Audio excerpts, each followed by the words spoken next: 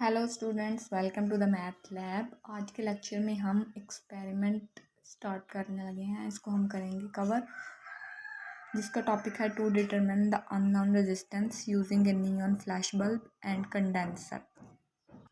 इसके साथ ही हम जितने भी पॉसिबल वाइवा के लिए क्वेश्चन हो सकते हैं कि एग्जामिनर जो हमसे क्वेश्चन पूछ सकता है वो हम उसको कवर करने की कोशिश करते हैं। एटलीस्ट हमारे जहन में होने चाहिए हम प्रैक्टिकल जब देने जाएं। ओके, स्टार्ट करते हैं प्रैक्टिकल। उसके लिए हमें पता होना चाहिए अपरेटस क्या है, अपरेटस में कितनी चीज़ें हैं। नियॉन लैंप है, पावर सप्लाई है, कैपेसिटर है जिसकी कैपेसिटेंस हमें पता होगी, मेगा ओम रेजिस्टेंस बॉक्स है और एक स्टॉप वॉच है। स्टार्ट करने से पहले हम देख लेते हैं कि नियॉन लैंप कैसे दिखता है, कैपेसिटर और मेगा ओम रेजिस्टेंस बॉक्स कैसे दिखता है।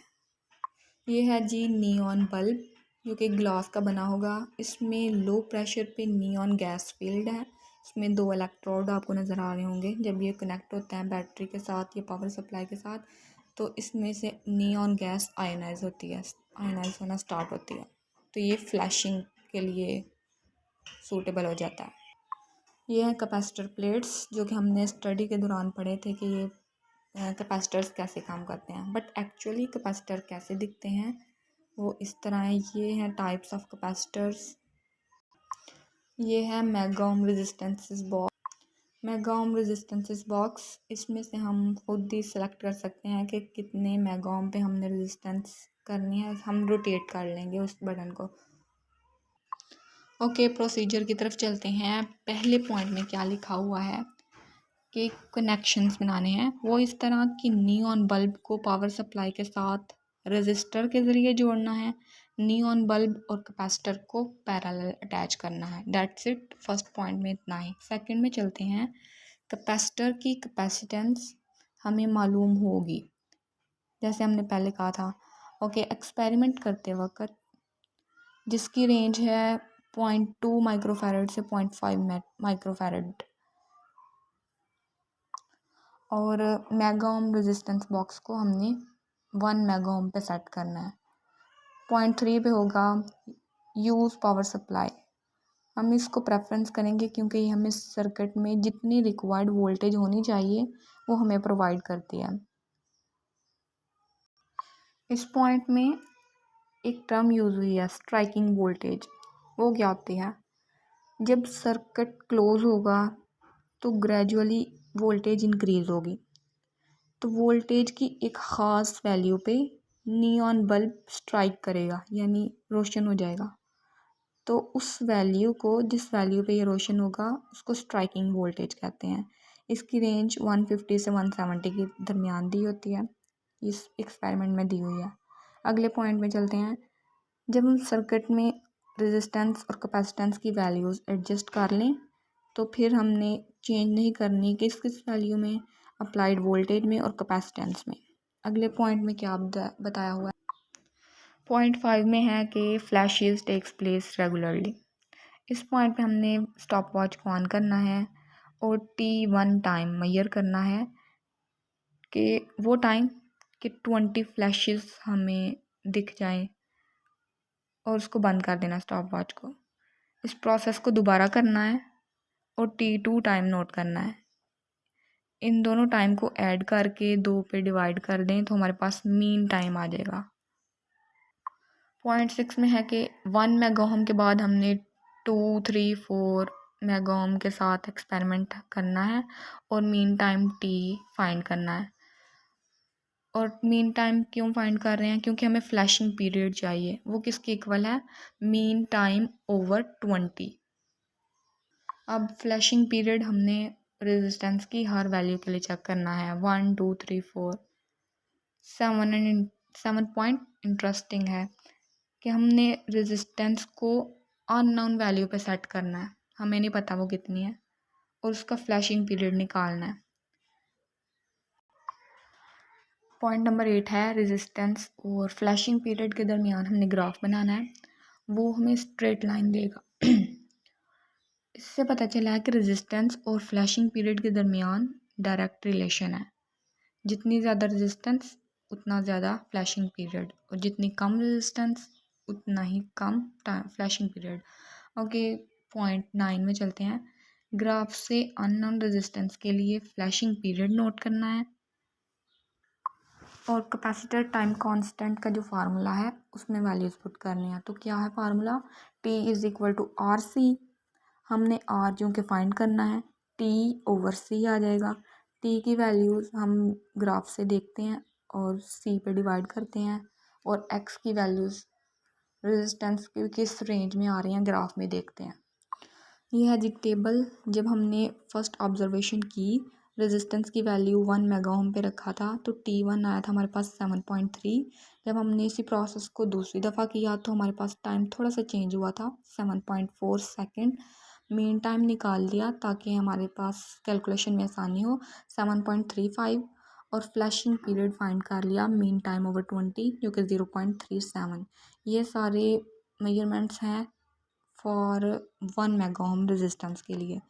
3 के लिए चेक किया तो फ्लैशिंग पीरियड आया 0.695। 5 के लिए चेक किया तो 1.117। अब देखिए, हम रेजिस्टेंस की वैल्यू जैसे जैसे बढ़ा रहे थे, 1 से 3 पे आए, 3 से 5, वैसे वैसे फ्लैशिंग पीरियड बढ़ रहा है। पहले था 0.37, 0.37 से 0.695 आ गया, ये उससे बड़ी वैल्यू है। फिर जब 3 से 5 पे गए तो फ्लैशिंग पीरियड फिर बढ़ गया, 0.695 से 1.117 आ गया। ओके, तो जब हमने अननोन रेजिस्टेंस सेट की, हमें नहीं पता उसकी वैल्यू कितनी है, वो एक्स उसको लेट कर लिया, तो हमारे पास जो फ्लैशिंग पीरियड आया था वो 0.69 आया था। अब इन वैल्यूज़ को, फ्लैशिंग पीरियड और कैपेसिटेंस की वैल्यू को हमने इस फार्मूले में पुट करना है कैपेसिटर टाइम कांस्टेंट के, T/C। टी था हमारे पास 0.69 और कैपेसिटेंस 0.2 माइक्रोफैरड पे हम चेक कर रहे हैं, तो रेजिस्टेंस की वैल्यू आई हमारे पास 3.45 मेगा ओम। ओके, हम इसको चेक करते हैं ग्राफ पे कि 3.45 मेगा ओम कहाँ पे लाई कर रहा है।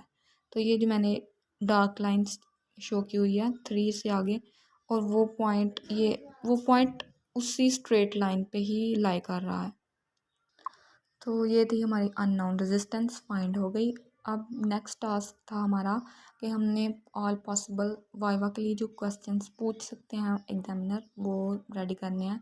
तो फिज़िक्स का प्रैक्टिकल हो और हमें फ़िज़िक्स की डेफिनेशन आती हो तो बहुत ऑकवर्ड सिचुएशन हो जाती है, सो हमें ये देख लेनी चाहिए। Define physics, branch of science that deals with matter and energy and their interactions. Second है पोटेंशियल डिफरेंस। क्या है जी? The amount of work done in moving a unit positive charge without acceleration from one point to another along any path between 2 points. इसका formula हो सकता है, formula इसके equal होता है V is equal to WQ, work done into charge. What is neon flash lamp? ये हमने देखा था किस तरह की पिक्चर थी। नियॉन लैम्प कंसिस्ट होता है एक ग्लास बल्ब पे, वो फिल होती है नियॉन गैस, और नियॉन गैस कम दबाव के साथ फिल हुई होती है, एंड 2 इलेक्ट्रोड्स उसके अंदर होते हैं। अगला क्वेश्चन है स्ट्राइकिंग वोल्टेज, ये भी हमने पढ़ा था। The potential at which the lamp starts to conduct and begin to glow is called striking or flashing potential. Extinction voltage, ये न्यू टर्म है। The potential at which the lamp stops, उस potential पे जहाँ पे lamp जलना बंद हो जाए, ग्लो करना बंद हो जाए, उसको कहेंगे एक्सटेंशन और क्वेंचिंग पोटेंशियल। इसको VE से डिनोट करते हैं। Power supply, an arrangement in which AC is stepped up, यानी करंट की वैल्यूज़ कम करके हम जितनी हमें रिक्वायर हो उतनी DC में चेंज कर देते हैं पावर सप्लाई। अगला पॉइंट है why we use power supply.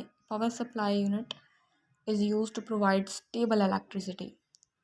ये वो डिवाइस है जो कि कन्वर्ट करती है इलेक्ट्रिसिटी को, और वो वाली रेंज इलेक्ट्रिसिटी की हमें सप्लाई करती है जो कि हमें रिक्वायर होती है, सर्किट के अंदर रिक्वायर्ड होती है।